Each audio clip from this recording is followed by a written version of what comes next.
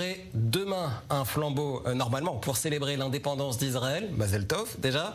Cette déclaration d'indépendance, le 14 mai 1948, vous l'avez vécue depuis l'Égypte où vous êtes né. Racontez-nous cette journée particulière. Alors, écoutez, pour moi, le 14 mai 1948, le jour de la déclaration de l'État d'Israël par Ben Gurion, pour moi, à minuit, c'était un traumatisme très difficile qu'on ne peut jamais oublier. À minuit, 10 officiers égyptiens tapent à la porte très fort, mais vraiment très fort jusqu'à la casser. Ils commencent à fouiller dans tous les tiroirs, toutes les armoires, ils déchirent les matelas, ils cherchent partout, ils fouillent, ils ne trouvent rien. Ils s'en vont, mais ils montent chez mon oncle, le frère de mon père, Habib Vidal. Ils font la même chose, mais ils le prennent en prison, lui disent tu es un sioniste, donc un ennemi de l'Égypte, et ils l'ont mis en prison pendant 1 an et demi. Le lendemain, ils ont confisqué l'imprimerie familiale des 3 frères, mon père Victor Vidal, son frère Habib en prison et son frère Eli. Ils confisquent l'imprimerie qui imprimait pour les ministères de l'éducation, pour le tribunal mixte, mais finalement, ils confisquent l'imprimerie et nous nous trouvons dépourvus de tout. Un de mes oncles en prison pour 1 an et demi parce qu'ils ont cru qu'il était sioniste. Écoutez, notre famille n'était pas vraiment sioniste. Nous n'aurions jamais quitté l'Égypte si ce n'était cela.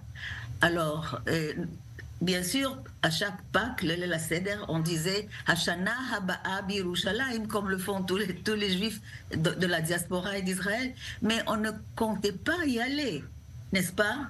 L'année prochaine à Jérusalem, c'est juste pour le Seder de Pessah. Ouais. Et c'était bien de le dire, de penser à cela pendant 2000 ans, mais on ne comptait pas quitter l'Égypte. Alors, 1 an et demi après, mon oncle, emprisonné, on lui dit tu peux être libre à condition que tu quittes complètement. Tout à fait. Et tout de suite de prison vers le bateau, tu quittes l'Égypte. Ils viennent chez mon père, ils lui disent la même chose.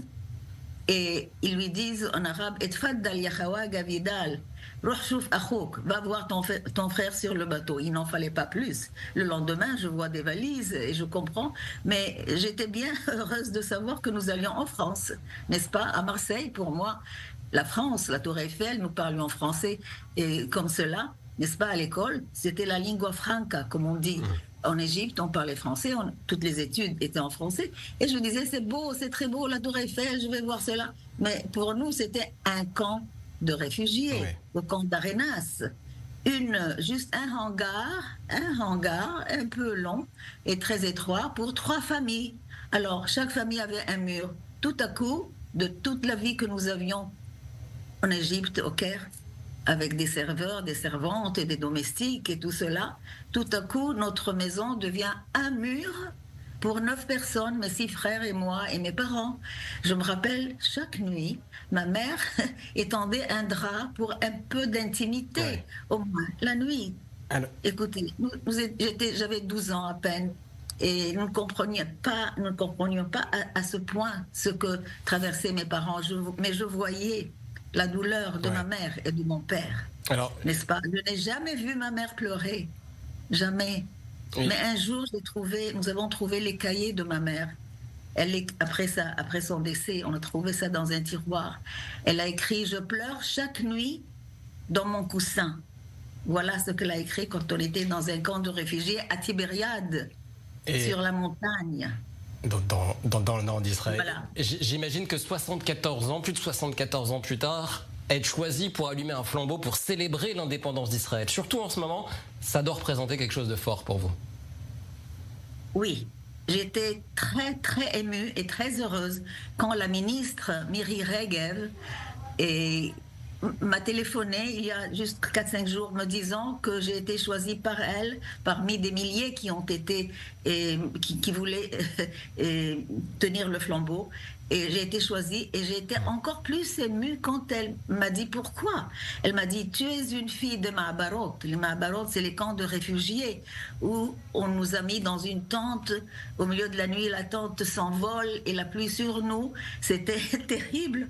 Mais alors, elle m'a dit ça, tu es une fille de Ma'abarot qui est sortie du statut de réfugié. Tu as accompli plein de choses. Et parmi cela, tu as soulevé la reconnaissance d'un million de juifs des pays arabes qui ont été expulsés ou obligés de s'enfuir après les persécutions. Elle m'a dit tout cela, elle savait tout cela, j'étais très émue.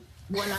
Merci beaucoup Levana Zamir, on vous regardera demain allumer ce flambeau de la liberté pour célébrer l'indépendance israélienne.